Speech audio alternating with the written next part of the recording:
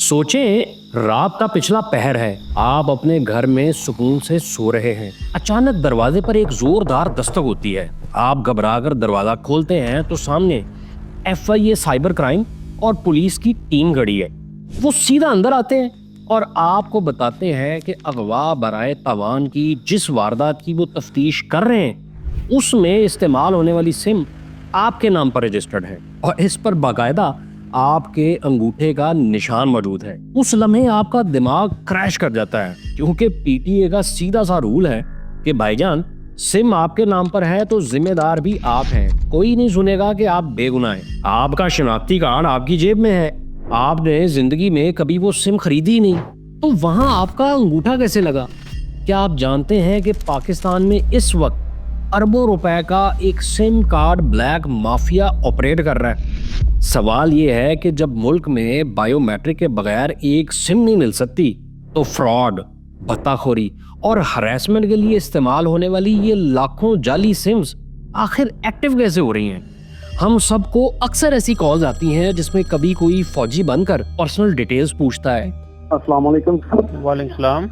जी sir, मैं major Imran बात कर रहा हूँ, पाक फौज आर्मी से बात कर रहा हूँ, रावलपिंडी से। कोई जीतो पाकिस्तान का इनाम ऑफर करता है। सर मैं शहजाद बात कर रहा हूँ कराची जीतो पाकिस्तान की तरफ से कि आपका एक 125 सोना और 5 लाख रुपए नकद आपके नाम लगा है। कोई OTP मांगता है, हम फोन काट कर गालियां देते हैं कि ये फ्रॉडिये हैं कौन। लेकिन असल डरावना ख्वाब ये नहीं है। असल डरावना ख्वाब ये है कि जिस नंबर से वो फ्रॉड कॉल की जा रही है, क्या गारंटी है कि वो सिम आपके नाम पर रजिस्टर्ड नहीं? जुर्म आज आपके फोन से नहीं, आपकी डिजिटल ID से हो रहा है। द पंच की इस हार्ड हिटिंग इन्वेस्टिगेशन में हम डाटा और ऑफिशियल एविडेंसेस के साथ इस ब्लैक सिम माफिया के पूरे अंडरवर्ल्ड का पोस्टमार्टम करेंगे। हम आपको ग्राउंड जीरो से दिखाएंगे कि आपका अंगूठा और डाटा चुराया कैसे जाता है, कौन कौन इस नेटवर्क का हिस्सा है और इन सिम्स के खरीदार हैं कौन, इस सब में सिस्टम क्या कर रहा है और जो बेगुनाह पकड़ा जा रहा है उसके साथ क्या हो रहा है। और सबसे बढ़कर इस डिजिटल डार्क वेब में आप कैसे चेक कर सकते हैं कि कहीं आपकी अपनी शनाख्त भी इस क्राइम इकोसिस्टम का हिस्सा तो नहीं बन चुकी। अगर आपने जिंदगी में कभी भी अपना अंगूठा किसी बायोमेट्रिक मशीन पर लगाया है तो इस इन्वेस्टिगेशन का 1 सेकंड भी स्किप मत कीजिएगा, क्योंकि जो सच आप देखने वाले हैं वो महज एक सेंसेशनल स्टोरी नहीं है, बल्कि ये वो सिंगल वार्निंग है जो कल को आपके दरवाजे पर पुलिस और FIA को दस्तक देने से रोक सकती है। आइए शुरू करते हैं।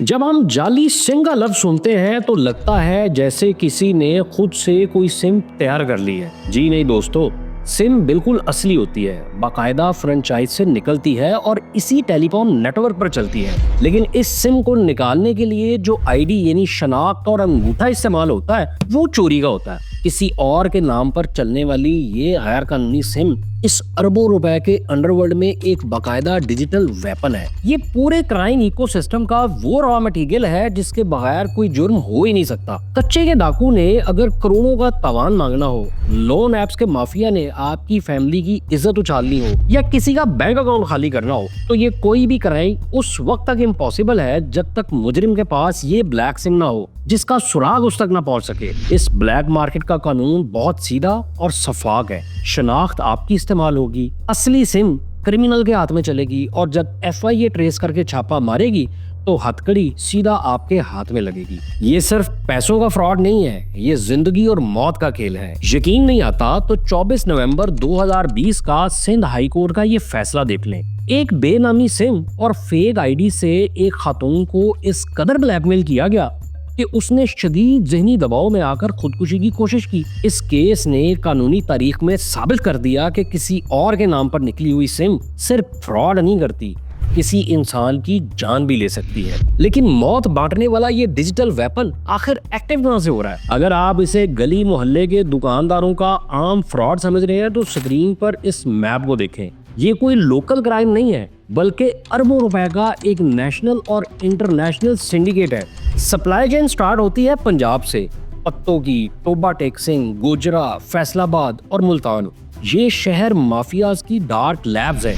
और याद रखें, ये सिम्स सिर्फ फ्रेंचाइजेस के बंद कमरों में नहीं निकल रही, बल्कि आपके शहर के चौकों पर छतरी लगाकर बैठे वो आम से एजेंट्स भी इस नेटवर्क का सबसे बड़ा फ्रंट लाइन वेपन है, जो रोजाना मुफ्त सिम का झांसा देकर हजारों लोगों के अंगूठे लगवाते हैं।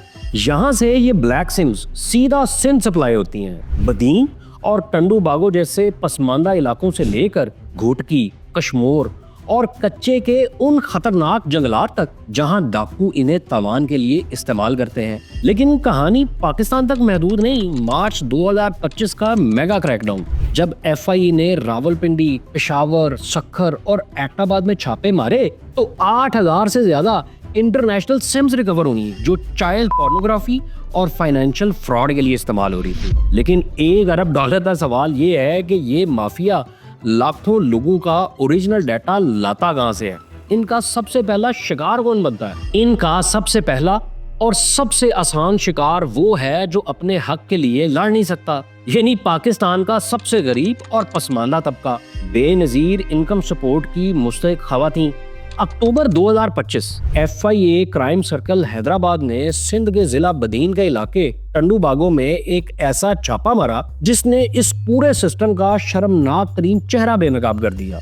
यहाँ एक ऑर्गेनाइज्ड गैंग गरीब और बेवा खवातीन की मजबूरी का सौदा कर रहा था। तरीका वारदात इतना खौफनाक था कि सुनकर आपके रोंगटे खड़े हो जाएंगे। जब एक गरीब औरत अपने वजीफे के चंद हजार या चंद 100 रुपए लेने कैंप में आती तो ये माफिया बायोमेट्रिक पर अंगूठा लगवाने से पहले इसका अंगूठा एक केमिकल पर रखवा कर उसका सिलिकॉन मोल्ड यानी सांचा तैयार कर लेता।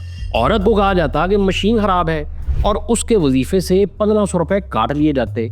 लेकिन असल डकैती उन 1500 रुपयों की नहीं थी। असल डकैती उस औरत की डिजिटल शनाख्त की थी, जो अब हमेशा के लिए इस माफिया के पास कैद हो चुकी थी। लेकिन सवाल ये है कि गरीबों के अंगूठों के ये कच्चे सांचे इन कैंप से निकलकर आखिर जाते कहाँ हैं और इनसे सिम्स निकलती कैसे? ये सांचे कैंप से निकलकर सीधा पहुंचते हैं बाकायदा फ्रेंचाइजेस के पीछे बनी हुई डार्क लैब्स में। यहाँ शुरू होता है असल खेल।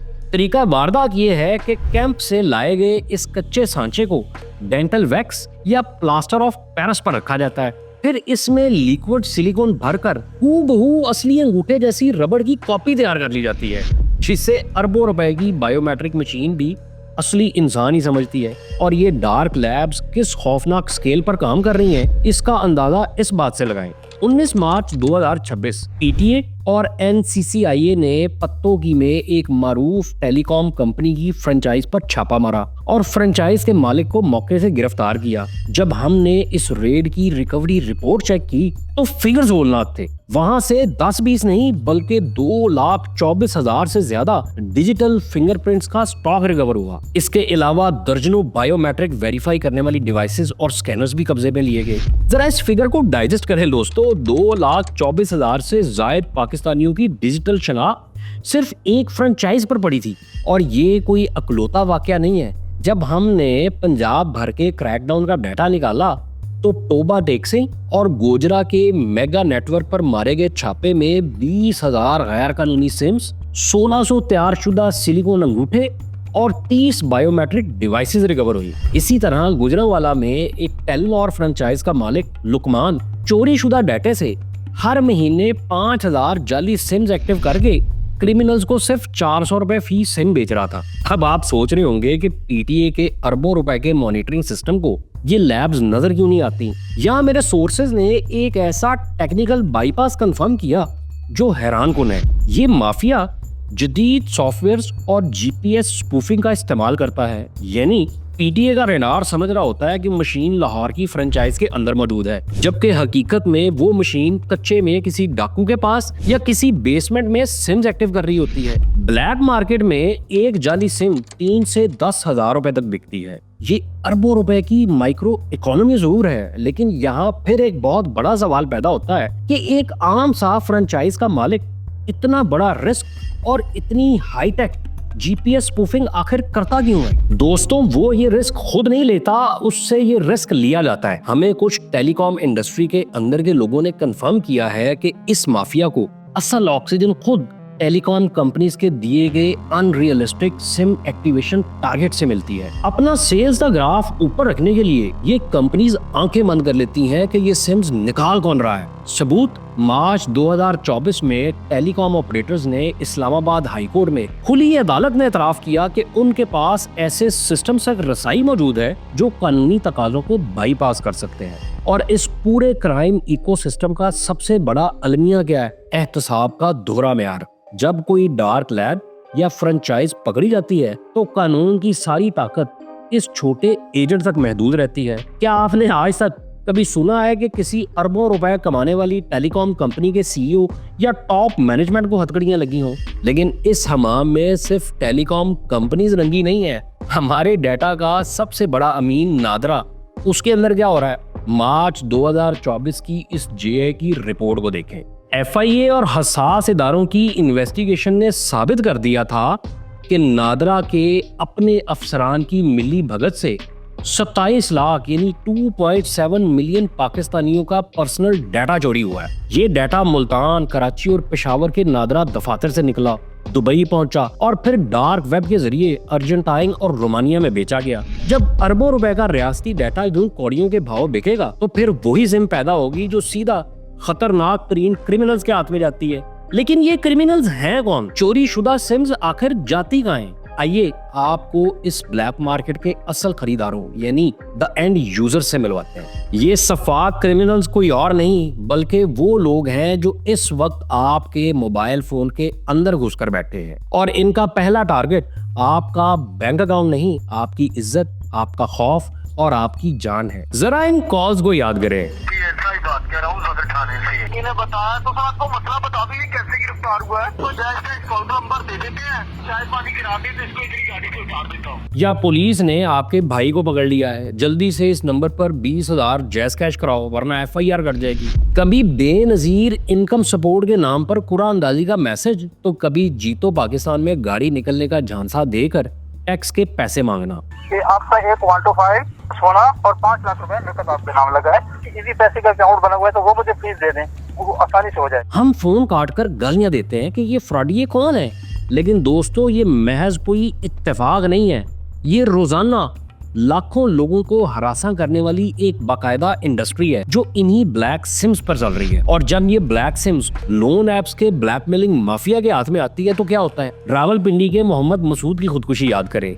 इस गरीब शहरी ने मजबूरी में एक ऐप से चंद हजार कर्ज लिया। बदले में कॉल सेंटर्स में बैठे रिकवरी एजेंट्स ने हैक की गई गैलरी की तस्वीरों पर उसे और उसकी फैमिली को गंदी गालियां और धमकियां दी। जरा सोचें, ये धमकियां उन्होंने अपने प्राइवेट नंबर से नहीं दी थी, उन्होंने वही फेक सिम्स इस्तेमाल की जो उन डार्क लैब से निकाली गई थी। मसूद इस दबाव को बर्दाश्त न कर सका और उसने जान दे दी। लेकिन इस अंडरवर्ल्ड का सबसे बड़ा और व्हाइट कॉलर खरीदार है डिजिटल बैंकिंग का फ्रॉडिया, जो खुद को बैंक के हेड ऑफिस का ऑफिशियल जाहिर करके आपसे आपका ओटीपी मांग रहा होता है। बहुत से लोगों के अकाउंट्स मिनटों में खाली हुए। आप इस फ्रॉड के स्केल का अंदाजा करेंगे। 2024 में बैंकिंग मोहतसिब ने ऐसे फ्रॉड का शिकार होने वाले शहरियों को 1 अरब 65 करोड़ रुपए का क्लेम वापस दिलवाया था। लेकिन इसके बावजूद इस फ्रॉड का लेवल इतना बढ़ गया कि खुद सदर मुमलिकत को मुदाखलत करनी पड़ी। सदर पाकिस्तान ने एक तारीखी फैसला सुनाते हुए 6 बड़े कमर्शियल बैंक्स जिनमें एमसीबी, यूपीएल और अलाइड बैंक भी शामिल हैं,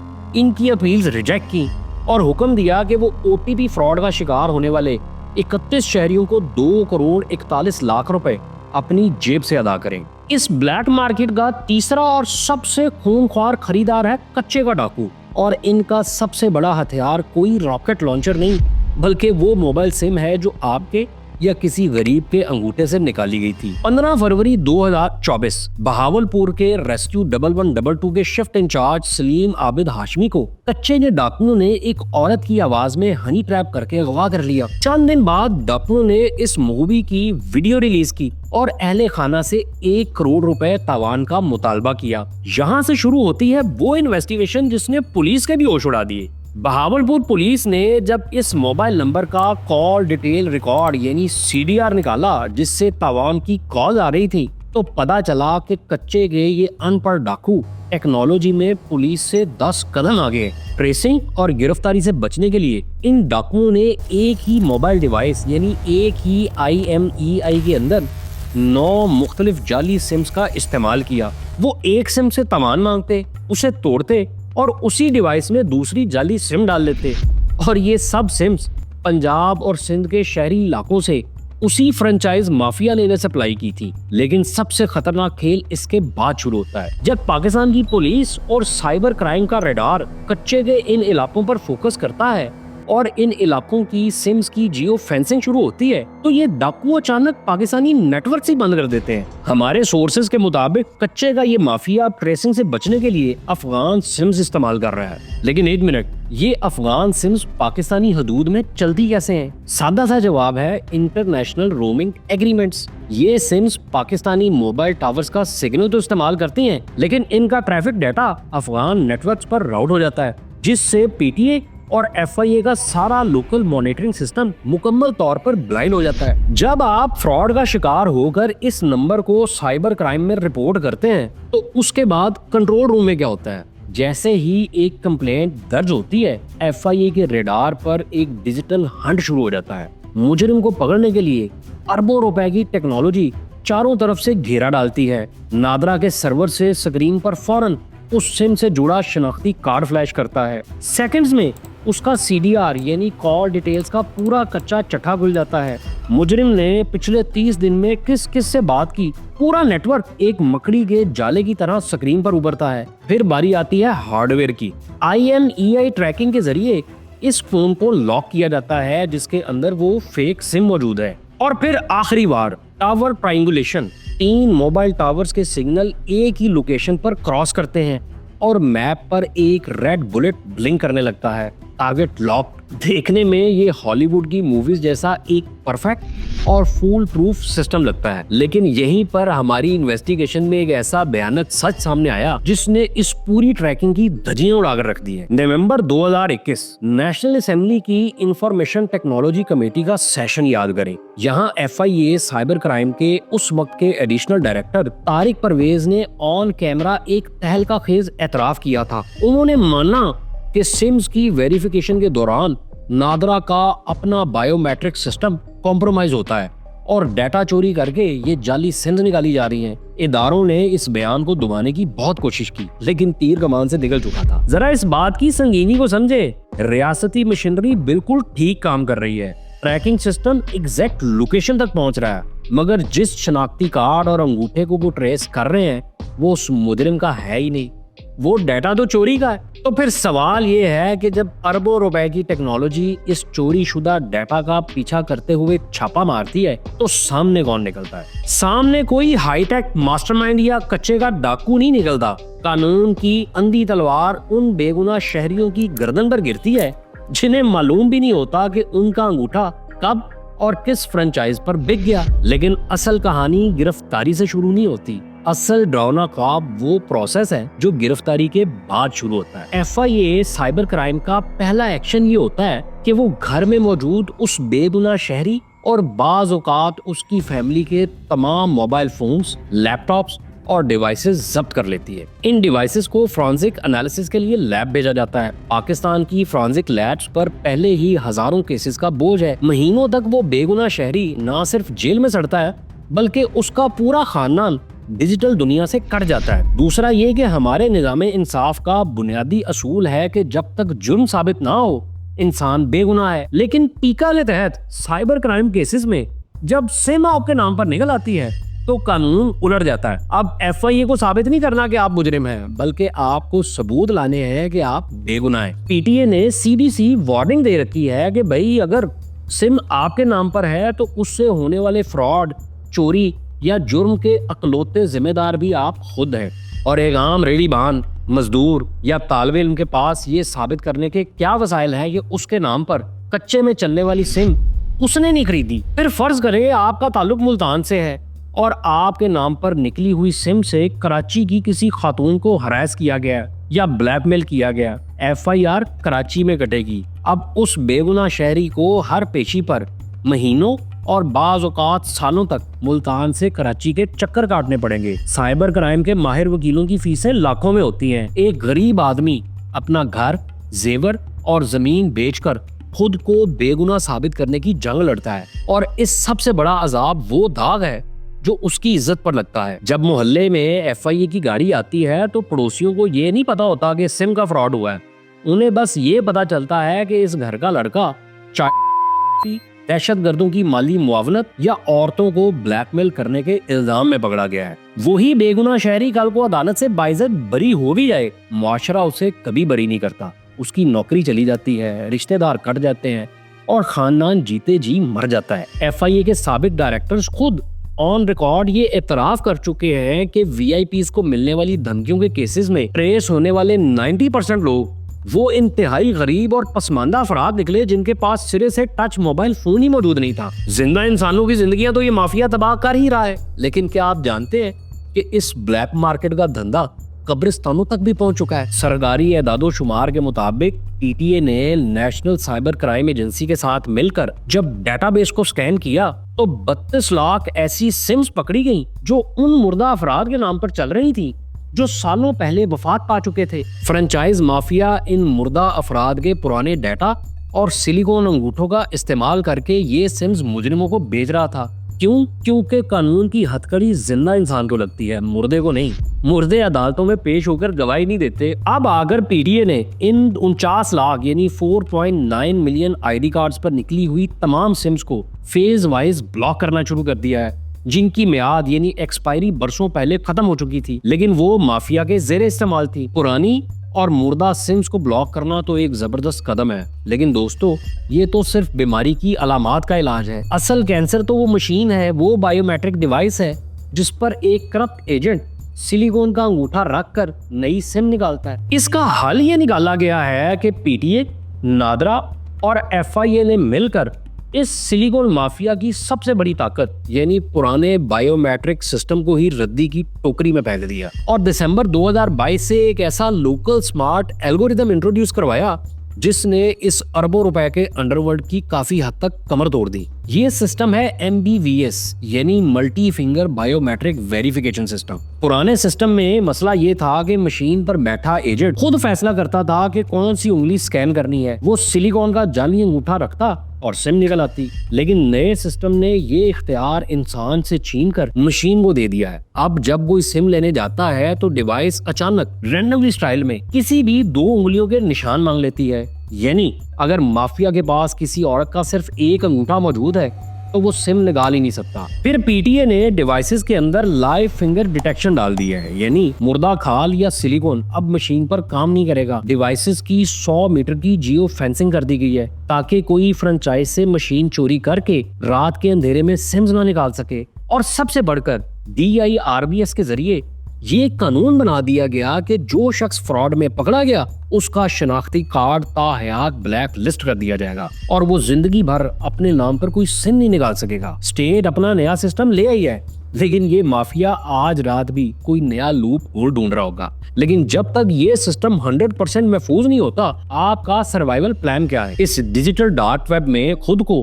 और अपने खानदान को FIA के छापों और ब्लैकमेलिंग से बचाने के लिए आज रात सोने से पहले आपको ये 3 काम लाजमी करने हैं। नंबर 1, अभी अपना मोबाइल फोन उठाएं, मैसेज में अपना शनाख्ती कार्ड नंबर बगैर डैश के लिखें और उसे PTA के ऑफिशियल नंबर 668 पर सेंड करें। चेक करें कि आपके नाम पर कितनी सिम्स चल रही हैं। अगर कोई एक भी ऐसा नंबर है जो आपके इस्तेमाल में नहीं, तो कल सुबह सबसे पहला काम फ्रेंचाइज पर जाकर उस सिम को ब्लॉक करवाना है। स्टेप 2, किसी भी दुकान, कैंप या फ्रेंचाइज पर बिला वजह किसी बायोमेट्रिक मशीन पर अपना अंगूठा मत लगाएं और अगर सिम लेनी ही पड़े तो डिवाइस पर अंगूठा लगाने के बाद उस एजेंट से बकायदा सिस्टम की रसीद मांगे और कभी भी अपने शनाख्ती कार्ड की कॉपी उसके पास मत छोड़कर जाएं। स्टेप नंबर 3, अगर खुदा न खास्ता आपका फोन छिन जाए या सिम गुम हो जाए तो उसे मामूली बात समझकर मत छोड़ें। फौरन मुतलका कंपनी और PTA को रिपोर्ट करके सिम ब्लॉक करवाएं, इससे पहले कि वो सिम किसी क्राइम सिंडिकेट के हाथ लग जाए। ये वो चंद एहतियाती तदाबीर हैं जो आपको जेल जाने से बचा सकती हैं। और हाँ, दी पंच की ये इन्वेस्टिगेशन यहाँ खत्म नहीं हुई। अब हमें आपकी बारी का इंतजार है। हम जानना चाहते हैं कि क्या आपको